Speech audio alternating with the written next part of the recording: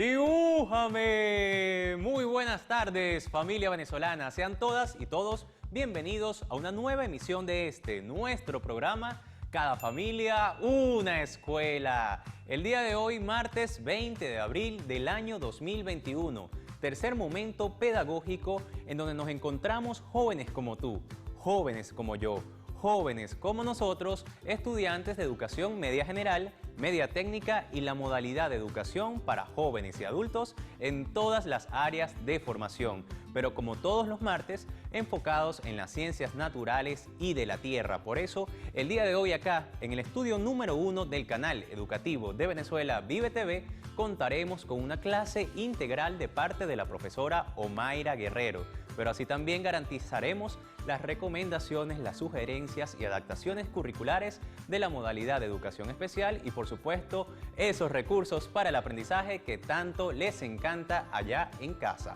Por eso, nosotros estamos garantizando que ustedes se queden allí, protegidas y protegidos ante el COVID-19 y sus nuevas variantes. Y para hacerlo, les ofrecemos las plataformas digitales 2.0 que aparecen de inmediato en nuestra pantalla. Así, los invitamos a visitar me.gov.be, enlace oficial de nuestra página web como Ministerio del Poder Popular para la Educación. Pero además tienen que visitar y descargar la guía pedagógica que les compartimos con el enlace cadafamiliaunaescuela.me.gov.be. Quiero que me acompañen porque sé que se pueden enterar de todas las noticias maravillosas que compartimos en Twitter, en Instagram y en Facebook como @MPPeducación. Y además queremos seguir recibiendo las fotografías, los videos y comentarios que nos envían con la etiqueta Cada Familia una Escuela. Ya que hemos estado conectados en toda esa plataforma, ¿qué les parece si en este momento me acompañan a investigar qué se celebra, qué se conmemora o qué se recuerda un día como hoy?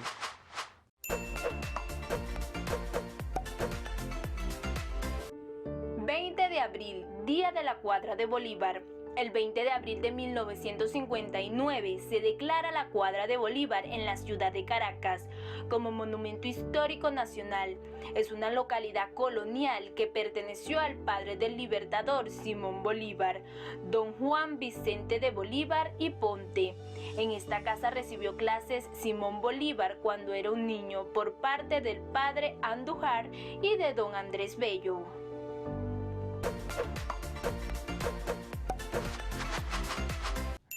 Dentro de las efemérides es indispensable que hoy hablemos acerca del 19 de abril de 1810, que celebramos el día de ayer en toda Venezuela. Para hacerlo hay que rescatar esos valores de libertad que nos hizo declararnos no solamente como una nación proclive a la independencia, sino también a la libertad, a la grandeza y por supuesto a la historia. Por eso, para hablar de la historia, quiero hablarles de la efeméride del día de hoy. Se trata de la Cuadra Bolívar, donde nació nuestro libertador Simón Bolívar y que en el año 1959 fue decretada Monumento Histórico Nacional según la Gaceta Oficial 25.940. De esa manera, acá en el casco histórico de Caracas también tenemos mucho que celebrar en función de una cuadra que ha dado tanto para nuestra población. De esa manera ya podemos avanzar esta vez con los referentes teóricos prácticos, el tema indispensable y el tema generador que nos tienen este martes de Ciencias Naturales y de la Salud nuestra profesora Omaira Guerrero con su clase integral de Ciencias.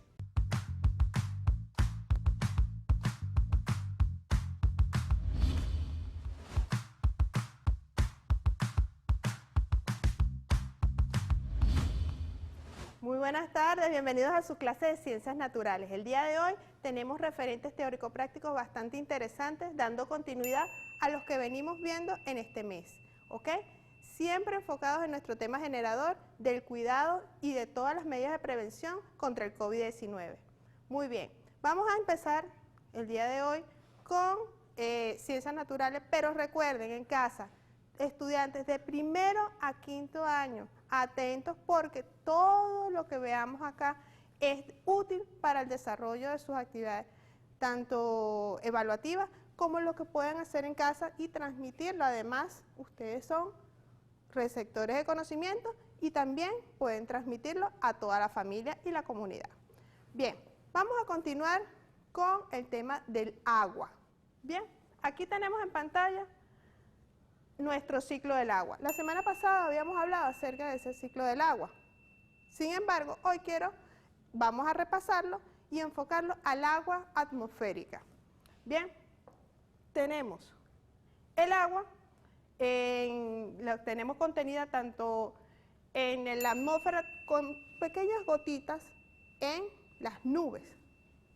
También pueden estar en forma de nieve y va a precipitar. Al precipitar entran como una especie de filtraciones subterráneas que van a llegar hasta los mares, océanos, lagos y ríos. Luego se evapora por acción del sol. Bien, es un proceso lento que se lleva su tiempo determinado. ¿Por qué? Porque esa agua que va a evaporarse va a ser agua pura.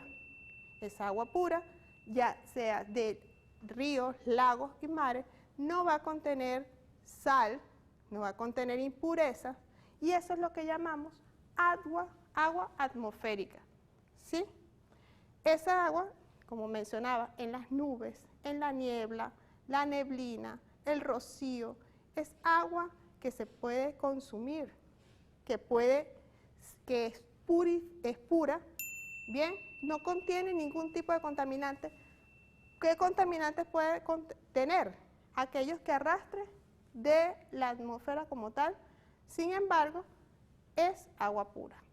Ahora, cuando el agua llega acá a la Tierra, que es arrastrada, va a disolver todas aquellas sustancias por las cuales vaya corriendo, y entonces va a llevar contaminantes hasta todos los cauces que vaya llevando. Entonces, tenemos agua de manantial, corrientes de arroyo, el agua potable almacenada se evapora, sigue nuevamente el ciclo del agua. Aquí tenemos una imagen que me pareció bonita, sensible a lo que es la naturaleza. Debemos conectarnos con esa naturaleza al despertar, al ver nuestro entorno, ya sea en la ciudad, en el campo, en los diferentes espacios donde nos encontremos. Observemos nuestra naturaleza y podemos ver lo maravilloso que es encontrar imágenes como esta, que es amplificada de algo tan pequeño como es una hoja con el rocío de la mañana. Esa agua que mencionábamos, que se evaporó, se condensó, se enfrió y se depositó en esas superficies. Las neblinas. La neblina también forma parte de nuestros paisajes. Lo podemos encontrar en diferentes paisajes venezolanos. Bien, ya sea en la capital, en el Guarayarrepano, en las mañanas podemos encontrar una densa neblina bastante hermosa, agradable.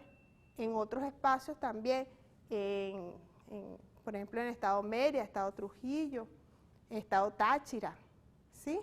En las bellas montañas de toda Venezuela. Aquí tenemos otro paisaje donde encontramos un lago, la Laguna Negra. Pero, ¿qué podemos ver? Rodeado de montañas. ¿Pero de dónde llega esa agua? ¿De dónde? ¿De dónde proviene? De diferentes conductos, filtraciones internas de las montañas y llega a formarse también de las precipitaciones. Otro paisaje hermoso como un río, nuestros bellos ríos en Venezuela. Tenemos el río Orinoco, el río que tenemos acá, el río Manzanares, que también forman parte de nuestras ciudades. El río Manzanares atraviesa la ciudad de Cumaná.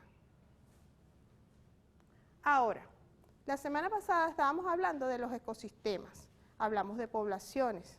Hoy vamos a ver detalladamente esos niveles de organización de un ecosistema. ¿Cómo lo es? Tenemos al individuo como único participante, ¿ok? Una unidad. Luego, esas diversas unidades que conforman las poblaciones. Luego las poblaciones, diversas poblaciones, van a unificarse y conforman lo que es la comunidad.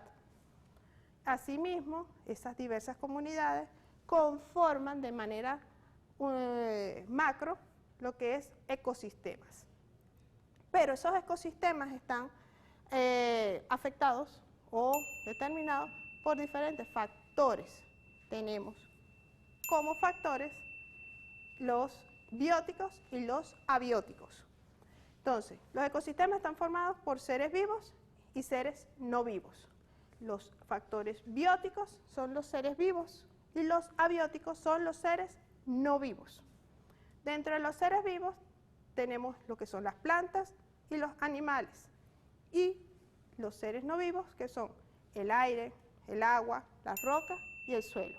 Todos ellos forman parte de lo que es los ecosistemas. Ahora, la semana también pasada habíamos hablado acerca del desarrollo sostenible. Ese desarrollo sostenible que hemos continuamente mencionado, vamos a desarrollarlo de manera práctica con ejemplos que ustedes pueden encontrar en sus hogares. Para el desarrollo sostenible es el aprovechamiento de los recursos que tenemos al alcance de la mano. ¿En pro de qué? De no contaminar, de generar productividad, de trabajo. Bien, pero ¿qué tenemos? ¿Qué podemos aprovechar en nuestros hogares que sea en pro de ese desarrollo sostenible? Tenemos lo que son el aprovechamiento de los desechos, como por ejemplo el plástico. Aquí tenemos una botella de plástico. Esta botella puede ser usada de diferentes modos. Por ejemplo, aquí tenemos para colocarle tierra, ¿sí? La podemos abrir de esta manera, se corta, le colocamos tierra, le abrimos unos huequitos para que se libere poco a poco el agua, ¿bien? Y no se quede ahí, y sembramos en el hogar. Sin embargo, aquí le abrí otros agujeritos. ¿Para qué? Para que pueda ser colgada una con otra. La semana que viene voy a traer un modelo de los productos que ustedes puedan hacer en sus hogares. Yo también voy a hacer el producto en mi hogar. Y pueden colgarlo y así tener una siembra de manera vertical. Otra forma también puede ser así. En vez de ser el corte horizontal, puede ser de esta manera. ¿Qué más podemos aprovechar en el hogar? Todo lo que tengamos es aprovechable para reusarlo. Si necesitamos elaborar algún tipo de instrumento musical que nos manden en la escuela o simplemente porque queremos hacerlo, esta pandereta, ¿con qué fue elaborada? Fue elaborada con un trozo de madera que se encontraba en el hogar, producto de alguna otra actividad que habían desarrollado. Estos son chapas de bebidas gaseosas, ¿sí? Y clavos. Se colocan de manera que quedan aplastadas esas chapas y se colocan de esta uniformidad. ¿Para qué? Para generar una pandereta. Este es otro ejemplo. También podemos aprovechar no solamente plástico, aquí tenemos madera y metal, el cartón, los recipientes donde viene el papel sanitario pueden ser usados, reusados, mejor dicho, para hacer adornos que pueden servir para colocar diferentes materiales. También, ahora, un recuerdito con algún motivo, eso también puede ser aprovechable. También el vidrio lo podemos aprovechar y reutilizar. Esto fue elaborado a partir de ¿qué? De un recipiente de una inyección, ¿sí? Se lavó bien, se eliminaron los restos de las sustancias que contenía, se secó y se reutilizó de manera creativa, colocándole arena, algunos detallitos, reutilizando un trozo de tela y aquí tiene un recuerdito. Eso por mencionar algunos, pero ustedes, yo estoy segura que en sus hogares tienen muchísimas más ideas para reutilizar y aprovechar esos recursos que tienen y de esa manera en pro del desarrollo sostenible de su hogar, de su comunidad. Además, les recuerdo que todos esos recursos pueden ser también aprovechados para la elaboración de sus actividades evaluativas e incluso recuerden que tienen que estar pendientes de hacer su portafolio donde van a estar contenidas las actividades y en ese portafolio de manera creativa puede utilizarse y aprovecharse esos recursos, ¿de acuerdo? Además, más económico, más rentable, más bonito y creativo. Igualmente, acá en cada una de nuestras clases siempre le decimos reutilicen, aprovechen las hojas recicladas para realizar sus actividades. Muy bien, ahora vamos a ir con Ciencia de la Tierra. En Ciencia de la Tierra vamos a hablar acerca de la cartografía. Para ello, vamos a leer el concepto, porque ¿qué es cartografía? A ver, ¿a qué les suena eso de cartografía? La cartografía es la ciencia aplicada que se encarga de reunir, realizar y analizar las medidas y datos, ojo, datos de regiones de la Tierra para representarlas gráficamente con diferentes dimensiones lineales, ¿ok? Escalas reducidas también. Por extensión, también se denomina cartografía a un conjunto de documentos territoriales referidos a un ámbito concreto de estudio. La Asociación Cartográfica Internacional define la cartografía como la disciplina relacionada con la concepción, producción y diseminación del estudio de los mapas. Es por eso que el día de hoy traje el mapa de Venezuela para que veamos y tengamos una relación directa con lo que estamos hablando y lo que van a investigar ustedes en su hogar. Además, tenemos el mapa. ¿Qué es un mapa? Un mapa es una representación gráfica. Aquí tenemos la representación gráfica de Venezuela, ¿sí? Simplificada de un territorio con propiedades métricas sobre una superficie bidimensional que puede ser plana, esférica e incluso poliédrica. Las propiedades métricas del mapa dependen de la proyección utilizada y posibilitan la toma de medidas de distancias, ángulos y superficies sobre él y su relación con la realidad de algunos casos aplicando coeficientes conocidos para la corrección de las medidas. Muy bien, entonces, esta es la representación gráfica de nuestro territorio en dimensiones, bien, en espacio, de acuerdo, para poder tomar cada uno de esos puntos determinados que queremos conocer. En este caso, de nuestro hermoso país, Venezuela. Pero también podemos representar nuestras localidades, nuestras comunidades, y esa es alguna de las actividades que van a desarrollar a continuación. Por eso vamos a la pantalla a ver nuestras actividades evaluativas del día de hoy. Tenemos para primero y segundo año. Para primer año, dibuja el ciclo del agua en el cual se vean reflejados los siguientes elementos. ¿Cuáles son los elementos que vamos a ver reflejados? Agua atmosférica, nube, niebla, neblina, rocío. Los acuíferos, ¿cuáles acuíferos? Lagos, mares, ríos y lagunas. ¿Bien? Para segundo año, en función de la comunidad donde vives, describe las poblaciones que interactúan, ecosistemas, comunidades integradas y las condiciones abióticas de esa comunidad. Para tercer año, organiza y ejecuta un plan de actividades para el aprovechamiento de los recursos en el hogar y la comunidad. Registra la actividad a través de fotos o videos o un dibujo que represente lo que se está haciendo en la comunidad a partir de ese plan. Ese plan es necesario ¿para qué?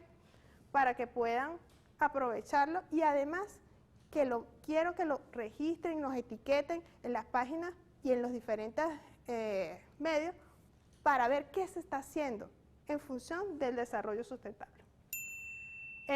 Cuarto y quinto año, organice de igual manera esas actividades para el aprovechamiento de los recursos en el hogar y la comunidad. Igual para quinto año. Ok, pero en Ciencia de la Tierra vamos a elaborar un tríptico con la siguiente información: nociones de mapas, tipos de mapas, clasificación de los mismos, elementos que conforman el mapa.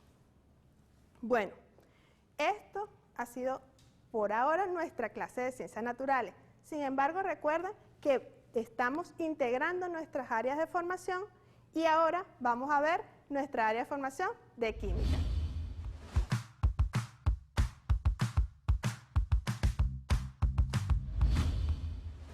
Bueno, ahora vamos a continuar con nuestra clase de química, esa química divertida, interesante y que vamos a descubrir muchos más referentes teórico-prácticos de tercero a quinto año. Sin embargo, nuestros estudiantes de toda educación media les recomiendo que vean las clases de química para que vayan llenando esas ideas, esos conocimientos, esas inquietudes y esa curiosidad científica. ¿De acuerdo?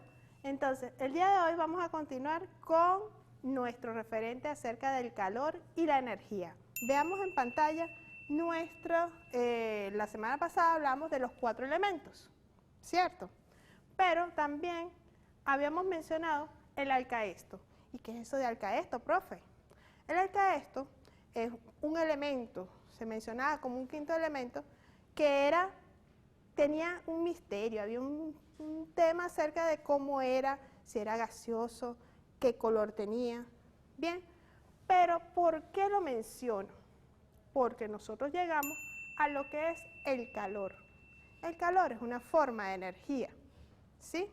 Y cuando hablamos de calor y energía, también hablamos de un término llamado dilatación. Y quiero leerles el término dilatación. La dilatación térmica es el aumento de la longitud, volumen o alguna otra dimensión métrica que sufre un cuerpo físico debido al aumento de temperatura por cualquier medio. Ahora, por otro lado, la contracción térmica es la disminución de las dimensiones métricas por disminución de la temperatura. Pero, ¿a qué se refiere eso del calor y la dilatación? Cuando nosotros aplicamos calor a una superficie sólida, hay un movimiento en las moléculas. Ese movimiento lo llamamos movimiento vibratorio, donde las moléculas se van a ir separando, ¿sí? Para pasar de un estado sólido a un estado líquido. Y luego del estado líquido, si le aumenta la temperatura, pasa de estado líquido a estado gaseoso. Aquí traje algunos elementos o algunas curiosidades. Por ejemplo, aquí tengo un experimento. Vamos a verlo. Si yo tomo este recipiente que tiene un líquido rojo, profe, ¿pero qué es eso? Colita. ¿O alguna bebida? Vamos a ver. ¿Qué sucede si yo coloco mi mano sobre él? Veamos. Observan qué sucede. Va subiendo el líquido. Profe, pero usted está haciendo magia. No, no estoy haciendo magia. Estoy haciendo ciencia. ¿Qué sucedió? El líquido que estaba abajo subió. Profe, pero ¿cómo hizo? Si eso está, ahí no sale nada. Veamos qué sucede si yo coloco la mano ahora arriba. Baja. Miren, y hacen burbujitas. Veamos nuevamente. Yo lo tomo en mi mano.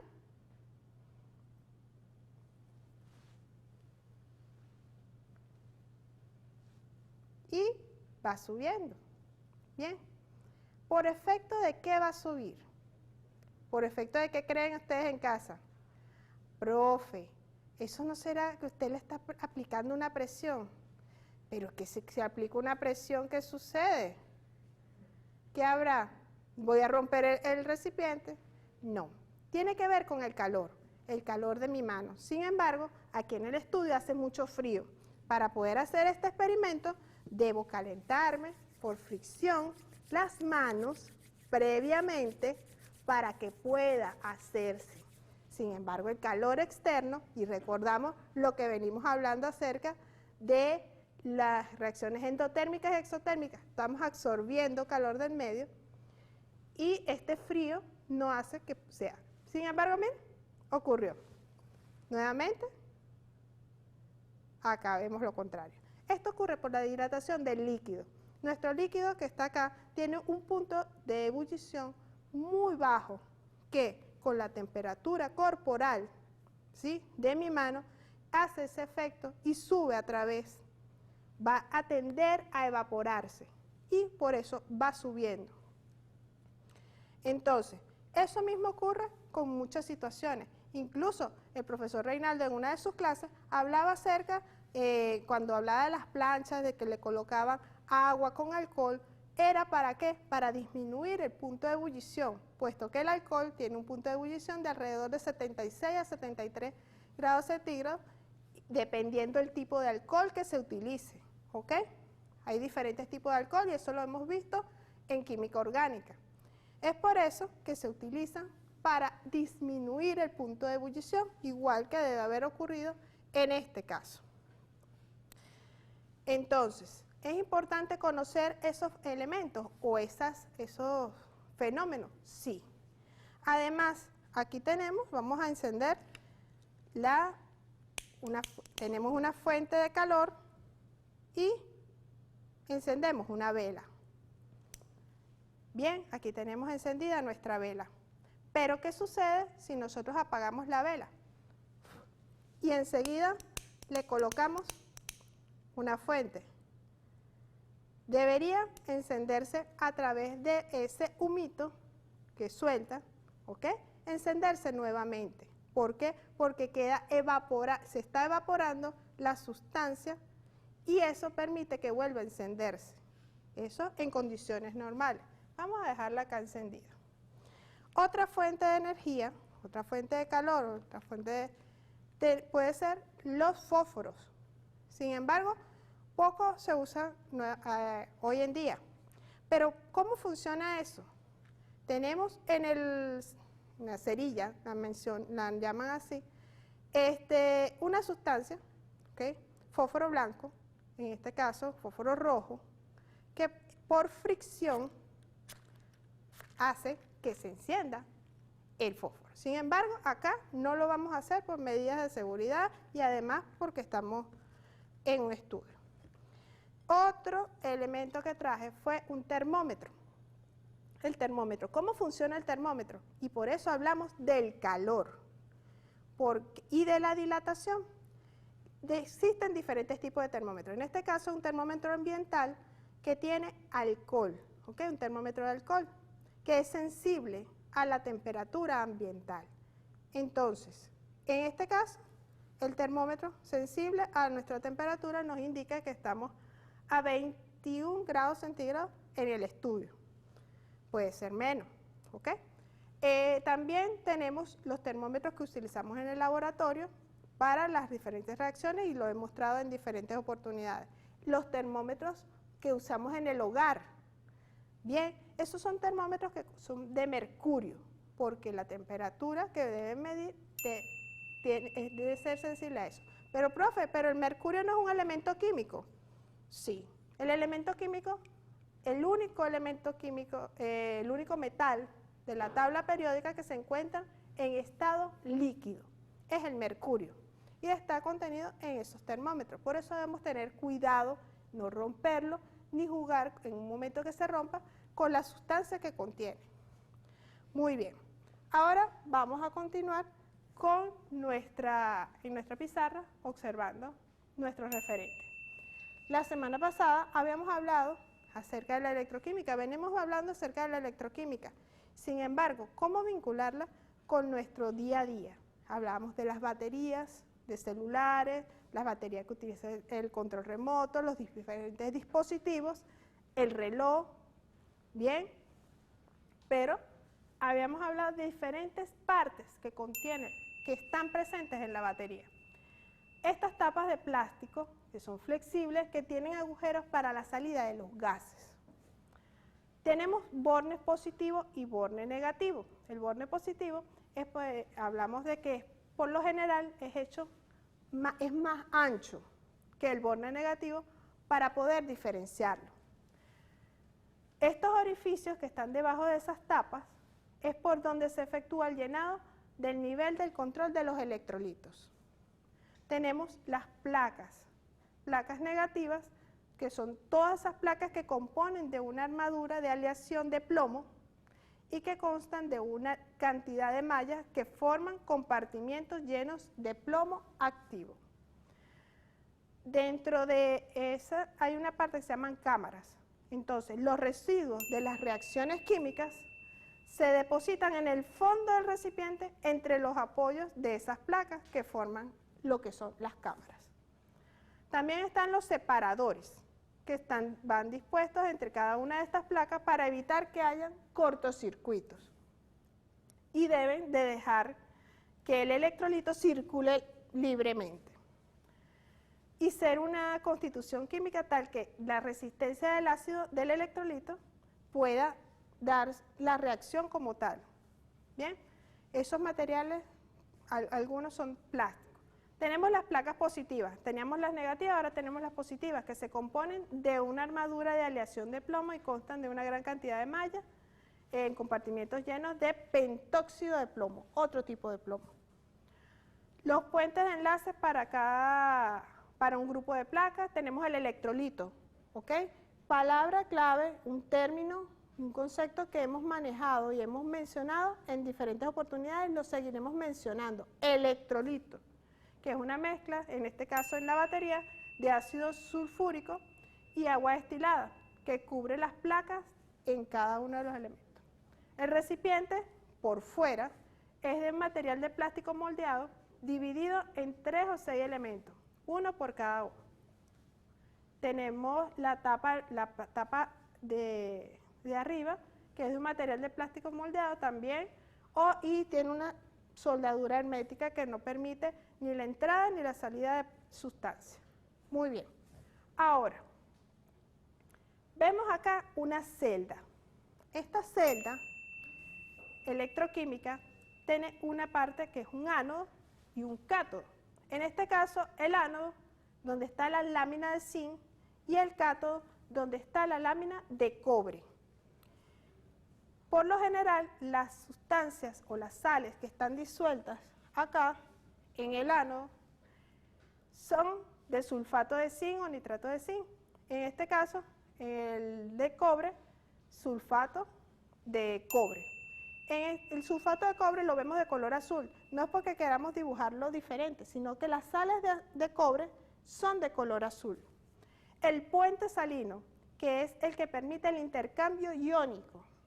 Bien, y acá arriba de las plaquitas vamos a ver lo que es el interruptor, que es el que me va a permitir que se dé la reacción, que yo le dé play a que la reacción se dé, y el voltímetro que me va a indicar ese paso de corriente.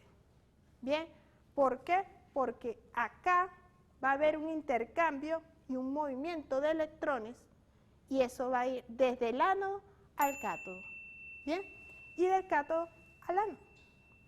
Al haber intercambio de electrones, entonces va a producirse la corriente eléctrica. Pero el día de hoy también voy a presentarles lo que es la pila de Daniel.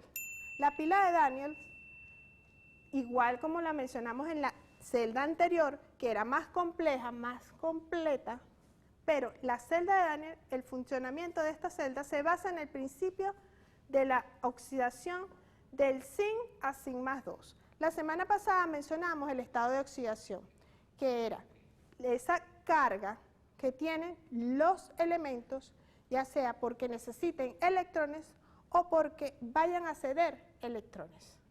Entonces, tenemos de zinc a zinc más 2 y la reducción de cobre más 2 a cobre 0, que es el elemental. Se pueden llevar a cabo simultáneamente. ¿Qué significa simultáneamente? Al mismo tiempo. Siempre que se realicen en un recipiente por separado. Como cada uno en su recipiente. Sulfato de zinc, sulfato de cobre. Cada uno en su recipiente. Esta transferencia de electrones se realiza a través de un alambre conductor, que era lo que les mencionaba ya en la otra celda, en el externo. Las barras de zinc y de cobre son los electrodos, ¿ok? A través de los cuales van a conducirse esos electrones y se conectan mediante un cable. se pueden intercalar un voltímetro y el circuito, en el circuito para medir la diferencia de potencial entre los electrodos. También vamos a ver otro tipo de celdas, las celdas galvánicas, en otra oportunidad, pero ahorita se las muestro más adelante. Pero mencionábamos dos tipos de reacciones. Una en la que el zinc pasa de zinc elemental a zinc más 2 y una donde el cobre más 2 pasa a cobre elemental. Pero ¿cómo ocurre esa reacción? Y esas reacciones o semireacciones las vamos a llamar reacciones de óxido-reducción. Una va a ser la reacción de oxidación y otra la reacción de reducción. Bien, ahora tenemos el puente salino que mantiene la neutralidad eléctrica entre cada una de las semiceldas, permitiendo la migración de los aniones al ánodo y de los cationes al cátodo. Se cierra el circuito permitiendo que el contacto eléctrico entre las dos disoluciones y evita que la mezcla de disoluciones entre ambas semiceldas. Ok, vamos a ver acá un tipo de celda también, pero esa la vamos a mencionar más adelante. Y aquí tenemos esos dos elementos que mencionamos, el cobre y el zinc, ¿sí? Muy bien. Entonces, esto se da en una misma celda, por eso es diferente a la que acabo de mencionar, pero es para próxima clase que lo tengamos en cuenta. Sin embargo, tenemos que conocer el concepto de la oxidación, donde se pierden electrones, y la reducción, donde se gana electrones. Es por eso que al haber esa pérdida y ganancia de electrones, va a haber el intercambio de los mismos y ese movimiento va a generar la corriente eléctrica.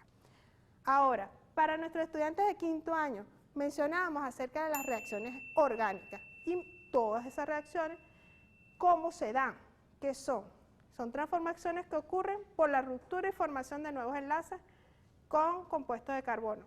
Suelen implicar cambios de hibridación, eso ya lo habíamos mencionado. Se desarrollan a muy baja velocidad, son reacciones muy, pero muy lentas. Además, que un grupo funcional interviene en la misma, y los habíamos mencionado y las habíamos conocido. Pero, ¿para qué es importante conocer esas reacciones químicas? Porque son parte de nuestra vida diaria, y es por eso que lo veamos en nuestras actividades evaluativas de tercero a quinto año. Veamos. Para tercer año, representa en un mapa mental las diferentes aplicaciones de la dilatación de los materiales en la industria y en la vida diaria. ¿Ok? Hemos mencionado algunas de esas aplicaciones, pero podemos investigar y desarrollarlo en un mapa mental con dibujos, palabras claves que las identifiquen. Para cuarto año, representa la celda de Daniel, describe cada una de sus partes y explica cómo funciona. Aquí tenemos una representación. Incluso los elementos que mencionan acá están en inglés. ¿Por qué? Porque debemos buscar la integralidad de nuestras áreas de formación. En quinto año, elabora el procedimiento para la fabricación de jabones. ¿Qué tipo de reacción orgánica corresponde con lo ocurrido en la elaboración del jabón? Identifica todos los elementos de la reacción presentes en la fabricación del mismo. Recuerden que existen diferentes tipos de jabón. Les estoy dando la libertad para que ustedes escojan un tipo de jabón y mencionen cómo es el procedimiento, cuáles son los materiales, cuáles son todas esas reacciones que se dan. ¿Por qué? Porque ahí están implícitas reacciones químicas orgánicas, la esterificación, la saponificación, entre otras. Ahora, en nuestra colección Bicentenario tenemos para tercer año en la página 167 lo que referente a el calor. Bien.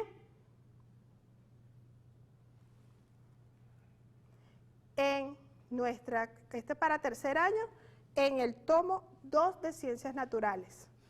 Ahora, para cuarto año tenemos en el tomo 2 de Ciencias Naturales, en la página 111, lo referente a las reacciones de óxido-reducción.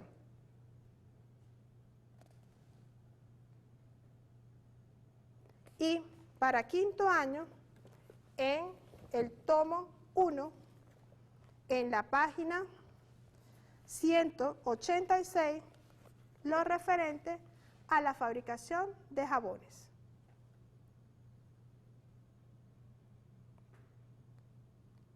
Ok. Recuerden que tenemos en el encartado todas nuestras actividades, pero no me voy a despedir sin antes invitarlos a ver un video donde los invito a participar e inscribirse en el premio de Ciencia y Tecnología para todos nuestros estudiantes de educación media, técnica, educación para jóvenes, adultos y adultas. ¿Ok? Observen y los quiero que se inscriban. Los espero. Nos vemos en una próxima martes de Ciencias Naturales y Química.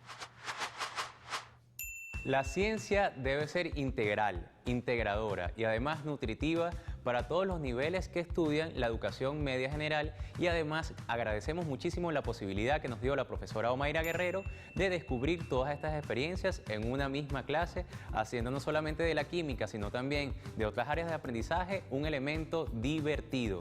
Pero a continuación lo más divertido va a ser esas sugerencias, recomendaciones y adaptaciones curriculares que nos tiene nuestra profesora para las estudiantes con necesidades educativas especiales y o discapacidad en nuestra modalidad de educación especial.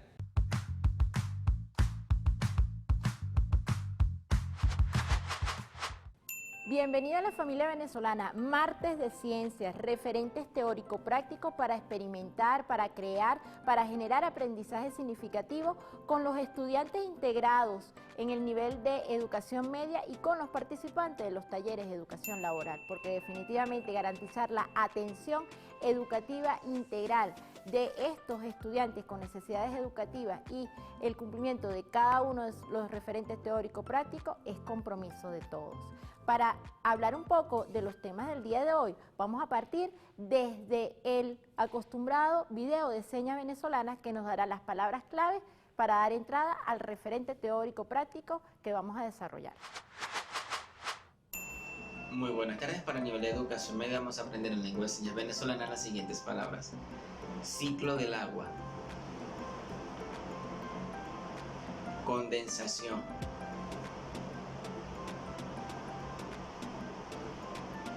evaporación, jabón,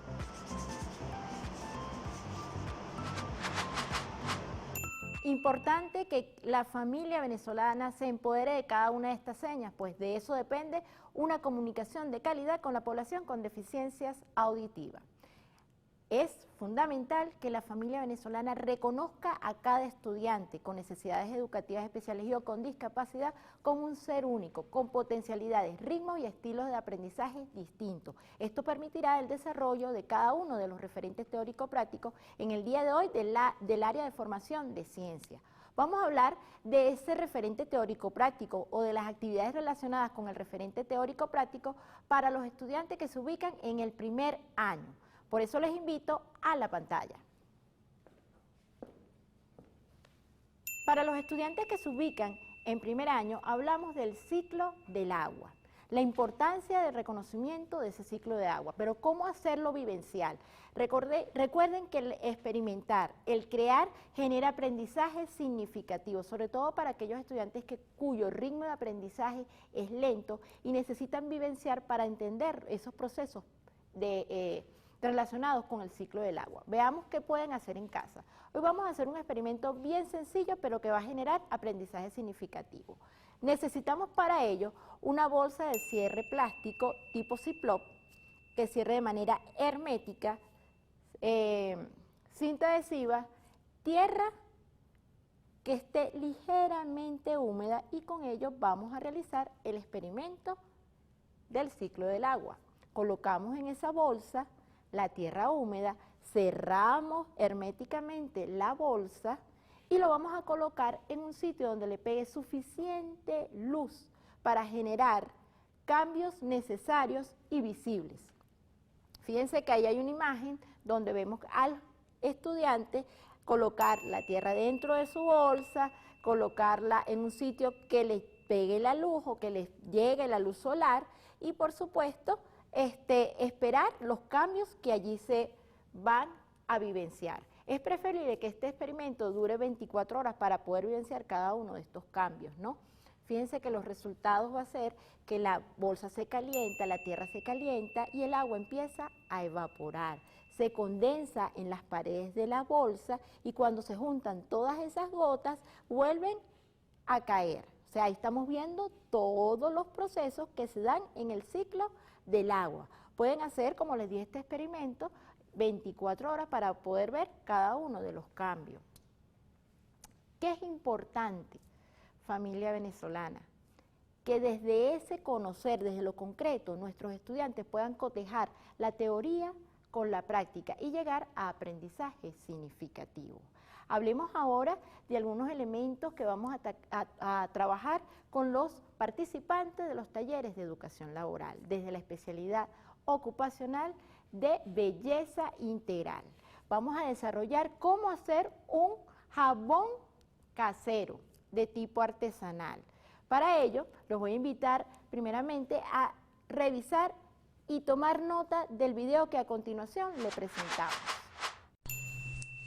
¿Cómo hacer jabón en casa? Necesitamos un jabón de glicerina, esencia, colorante a gusto y el molde de nuestra preferencia. Tomamos el jabón de glicerina y lo cortamos en trozos. Lo colocamos en un envase y lo llevamos a temperatura media en el microondas o en baño de María. Lo importante es que no hierva, que te mantenga sus propiedades. Posterior a ello, tomamos la glicerina derretida y le colocamos la esencia de nuestra preferencia, desde lavanda, hierbabuena, menta, según sea nuestro gusto. Luego tomamos la base del jabón y le agregamos colorante a gusto, azul, amarillo, rosado, verde, anaranjado, según sea nuestra preferencia al momento de elaborar el jabón. Mezclamos todos los ingredientes de manera constante y luego lo llevamos a un molde. Ese molde debe ser flexible a la hora de desmoldar. Podemos utilizar vasitos de plástico, de los de café, y eso se los puede hacer más factible para hacer el jabón. Luego rociamos con alcohol para eliminar las posibles burbujas que se puedan formar en el jabón. Cuando ya estén totalmente fríos, se desmoldan y listo, tenemos nuestro jabón casero. Recordemos que los talleres de educación laboral, que son servicios de apoyo de la modalidad, se desarrollan desde sus especialidades ocupacionales propuestas creativas que no solamente son para los participantes, sino también para la familia en general, pues a través de ello vamos perfeccionando las técnicas y podemos desarrollar grandes emprendimientos, como la elaboración de un taller artesanal. Y no podemos despedirnos sin antes recordar a la familia que nuestros estudiantes, tanto en el nivel de educación media como en los talleres de educación laboral, son personas autónomas e independientes. De ese trabajo de la mano con ellos, de ese darle la oportunidad de desarrollar sus potencialidades, va a depender la prosecución educativa en el nivel de media y en el caso de los talleres de educación laboral, su inserción laboral. No me quiero despedir sin antes recordarles, familia venezolana, utilice su tapaboca, el distanciamiento social y siempre recordar que ser diferente es algo común. Muchísimas gracias a nuestra estimada profesora por hacernos entender que ser diferente es algo común, comprendiendo que tenemos distintos estilos, modos y ritmos de aprendizaje, pero también tenemos distintas herramientas lúdicas que nos ayudan a profundizar nuestros conocimientos. Por eso, a continuación, veamos qué podemos descubrir con los siguientes recursos para el aprendizaje.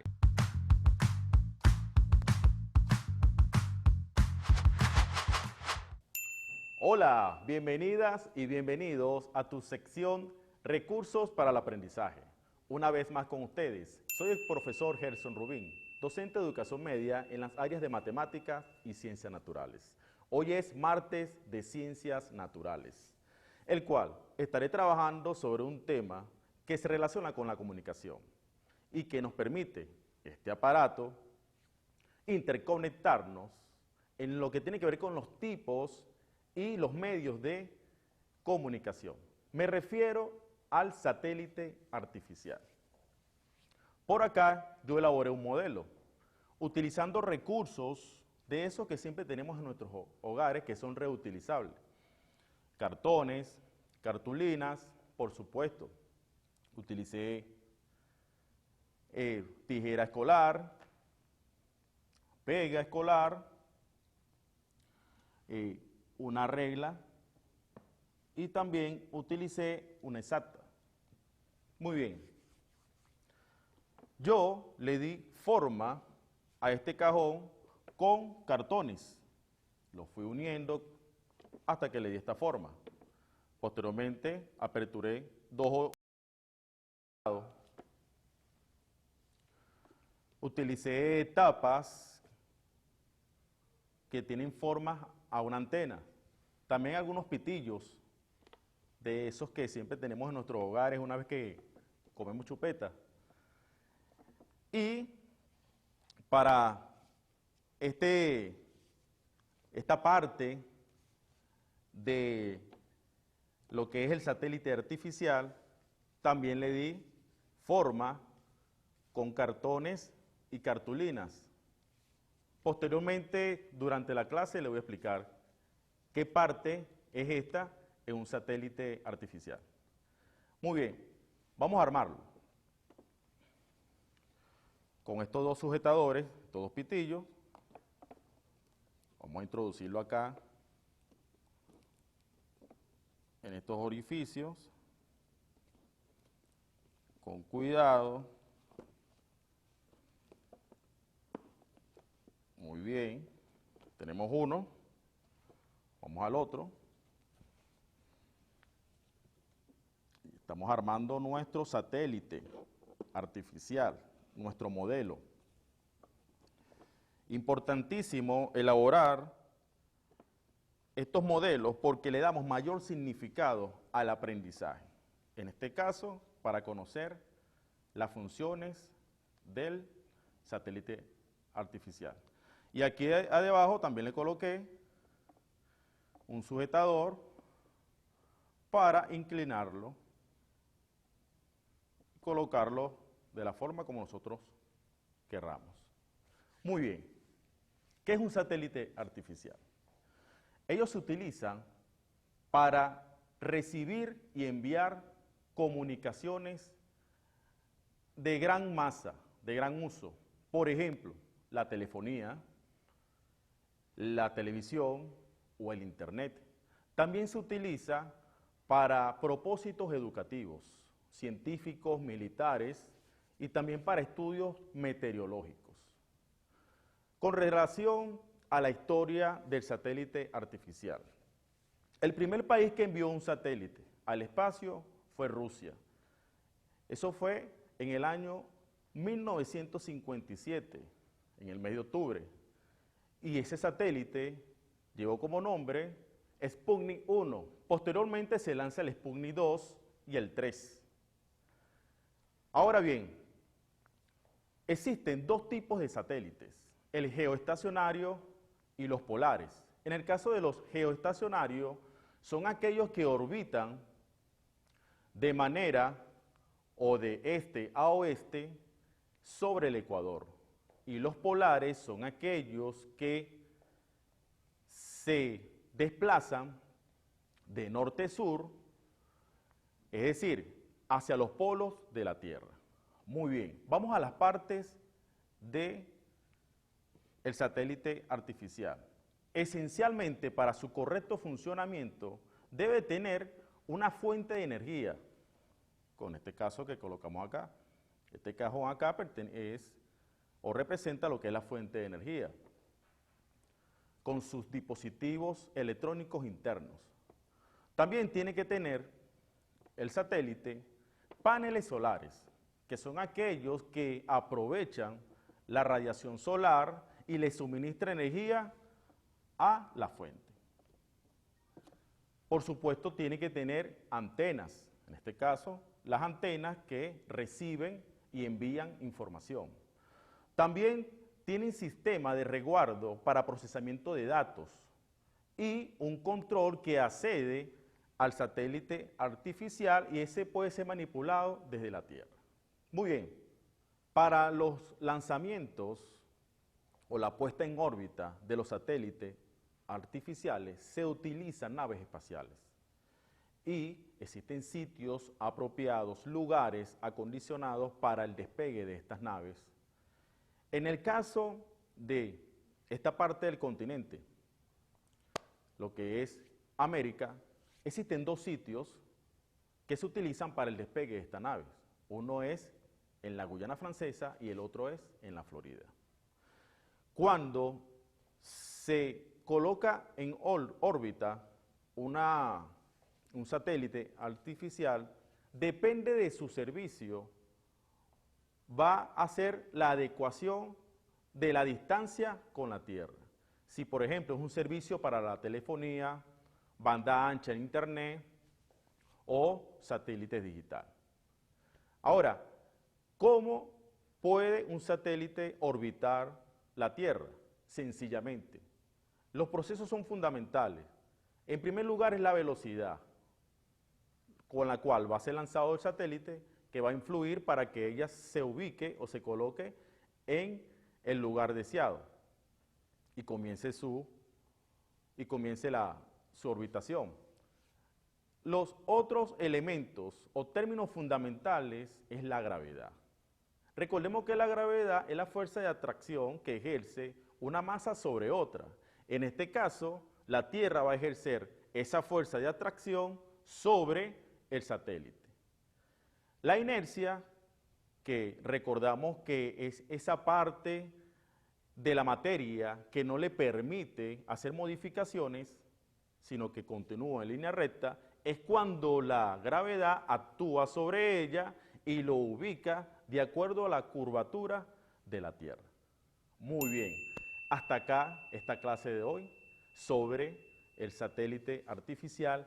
Espero que les haya sido fructífera el conocimiento para conocer los beneficios sobre este aparato. Muy bien, no me puedo despedir sin antes recordar que tenemos que continuar con las normas de bioseguridad, es decir, lavarnos las manos frecuentemente y utilizar el tapaboca cuando nos encontremos en lugares públicos. Hasta una nueva oportunidad, muchas bendiciones, chao.